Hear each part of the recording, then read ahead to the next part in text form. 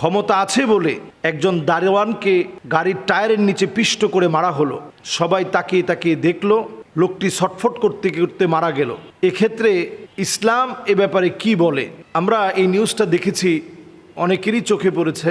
আমিও এই নিউজটা দেখে হতবাক হয়েছি। জালেম কাকে বলে?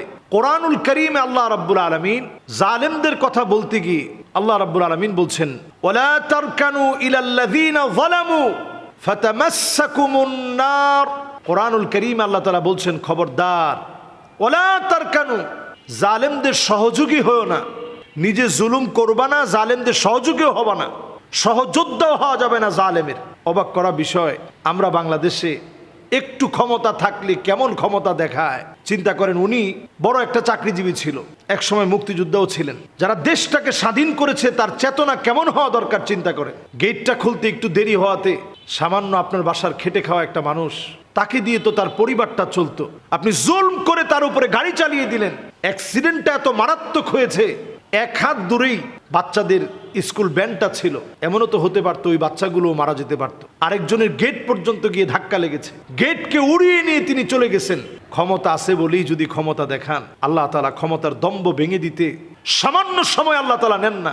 জাবা বেড়া, পৃথিবীর সবচেয়ে বড় বড় ঘাড় মোটা ব্যক্তিদের ঘাড় আল্লাহ ভেঙে দিয়েছে। সামান্য উদাহরণ, একজন বড় ইবনুল কাইয়ুম জাওজি আলাইহির রাহমাহ, ইবনুল কাইয়ুম জাওজি আলাইহির রাহমাহ, উনার কাছে একদিন প্রশ্ন করা হয়েছে যে মাসি আল্লাহ কেন বানাইছেন? আপনি চিন্তা করতে পারেন, ইবনুল কাইয়ুম রাহিমাহুল্লাহ তিনি বলছেন, ইবনুল কাইয়িম রাহিমাহুল্লাহ তিনি বলছেন মাসি আল্লাহ কেন বানাইছে?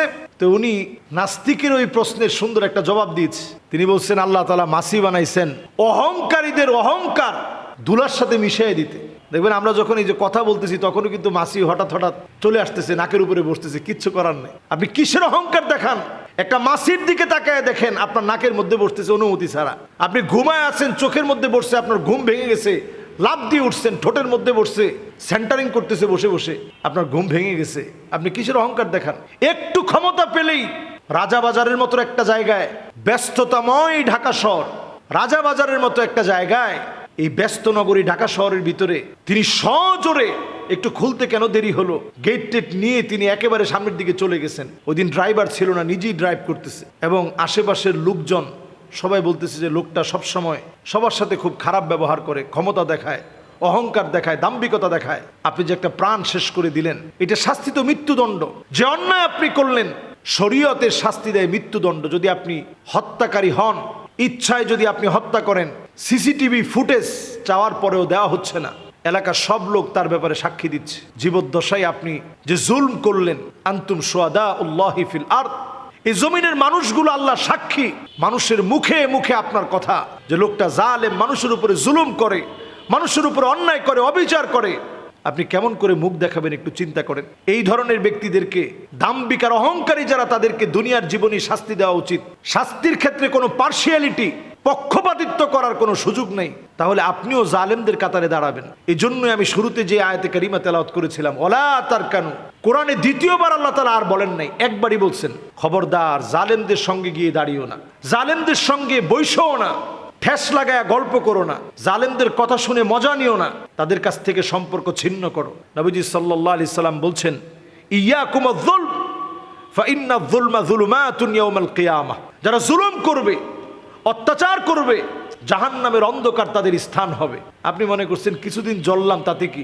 দুনিয়ার সবচেয়ে সুখী ব্যক্তি ঈমান আনে নাই, তাকে আল্লাহ জাহান্নামের জন্য যখন নিবেন, ইগমিসুহু গামসাতাম মিনান নার, একটা জলক শুধু জাহান্নাম থেকে একটু ডুবিয়ে নিয়ে আস। লোকটাকে একটা জলক জাহান্নাম থেকে যখন জাহান্নামের আযাব দেখায় নিয়ে আসা হবে, আল্লাহ বলবেন, একটু বলো তো দেখি দুনিয়ার কোন সুখটা তোমার মনে আছে? লোকটা বলবে, মা আসাবানি কত্তু নাঈম, দুনিয়াতে কোনোদিন কোনো সুখে আমি দেখি নাই। কিসের জুলুম করেন আপনি? কিসের অহংকার করেন আপনি? সব অহংকার মুছে যাবে এক নজর জাহান্নাম দেখলে। যে পরিবারটা এখন বাপ হারা হয়েছে, স্ত্রী বিধবা হয়েছে, এদের দায়িত্ব কে নেবে? সমাজের এই খেটে খাওয়া মানুষগুলো, এদের সঙ্গে আমরা অনেক সময় খুব খারাপ ব্যবহার করি। আতুল আজির আজরাহু ক্বাবলা ইয়াজিফ আরাকাহ, নবীজি সাল্লাল্লাহু আলাইহি সাল্লাম বলছেন, ঘাম শুকানোর আগে শ্রমিকের পারিশ্রমিক তুমি দিয়ে দাও, ঘাম শুকানোর আগে পারিশ্রমিক প্রদান করো। অথচ তাদের সঙ্গে আমরা খারাপ আচরণ করতে করতে এতটা জালেম আমরা হয়েছি, তার গায়ের উপর দিয়ে আমরা গাড়ি চালিয়ে দিতে আমরা দ্বিধাবোধ করি না। এর দৃষ্টান্ত